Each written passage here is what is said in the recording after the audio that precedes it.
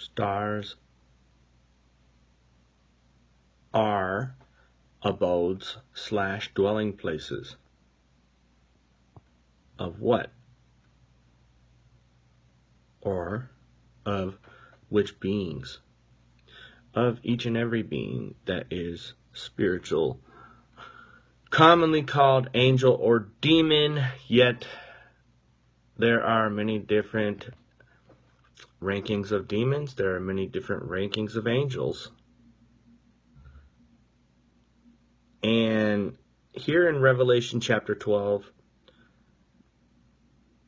I just found some really great stuff that explains that.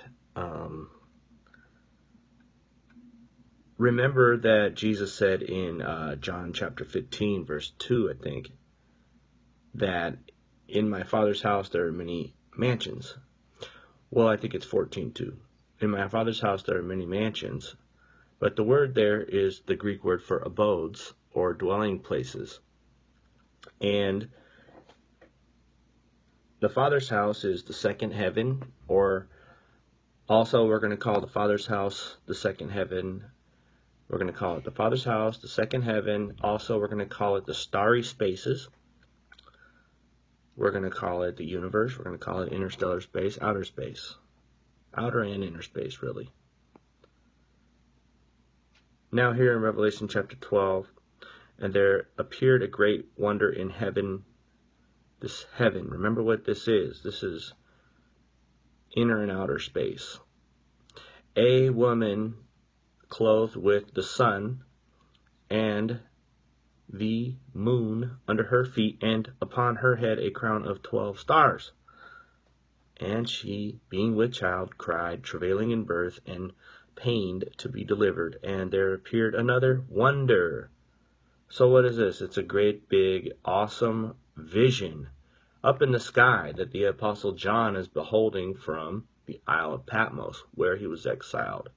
Left for dead for what? The gospel. Keeping the faith, you see. You get in trouble for this stuff.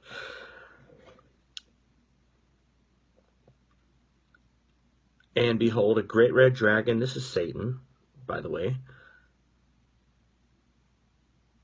having 7 heads and 10 horns and 7 crowns upon his head, and his tail drew the 3rd part of the stars of heaven.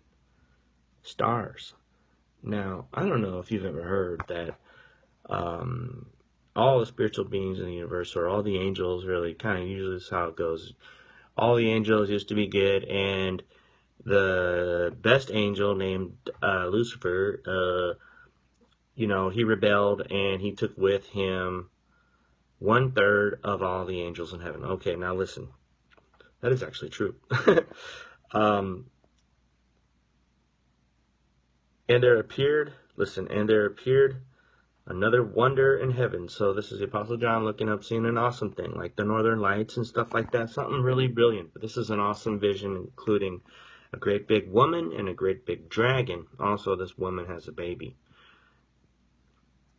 And his tail drew the 3rd part of the stars of heaven, and did cast them to earth. This is all the demonic beings, thrones, rulers, principalities, powers, dominions, spiritual forces of wickedness in the heavenly places. Remember, heavenly means outer and inner space. Outer space. Space beyond the 1st heaven, which is just our normal sky with air in it. And then the 3rd heaven is where our position in Christ is.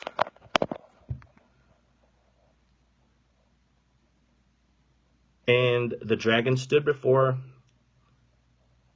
the woman, which was ready to be delivered, for to devour her child as soon as it was born. And she brought forth a man-child who was to rule all nations with a rod of iron, and her child was caught up unto God and his throne. That's the 3rd heaven, where it is. That's where Christ is seated upon God the Father's throne. Remember that. Now he is, anyway. This is later, though. This is after. Remember, Christ comes back. Eventually he does. And she brought forth a man-child who was to rule all the nations, okay, with a rod of iron, and her child was caught up into God and to his throne. And the woman fled into the wilderness, where she hath a place prepared of God, that they should feed her there 1,260 days. And there was a war in heaven. Remember where heaven is, the starry spaces up there. This heaven that we're referring to, we're going to call it the second one, because 2 Corinthians 12:2 says there's a third one, even though the Bible never uses the word second heaven, because it does use the word third heaven, or, the term third heaven. Then by implication there is a first and a second. There has to be, because that's how plurals are. And there was a war in heaven. Michael and his angels fought against the dragon. From where? Remember, he said they were cast down to the earth. Where are they now then? They're up on the stars. That's where they live. Does that mean they can't come to the earth? No, it doesn't. They do come to the earth. They move about the universe freely, and they go back to their home, abode. Or, in my Father's house, remember, there are many mansions, but it's not a mansion. It's an abode and a dwelling place. And it's a star, and there's at least one spiritual being that inhabits every star in the entire universe. And there was a war in heaven. Michael and his angels fought against the dragon, and the dragon fought and his angels, and prevailed not, neither was their place found any more in heaven. And the great dragon. Okay, so that's all I wanted to put on this one piece.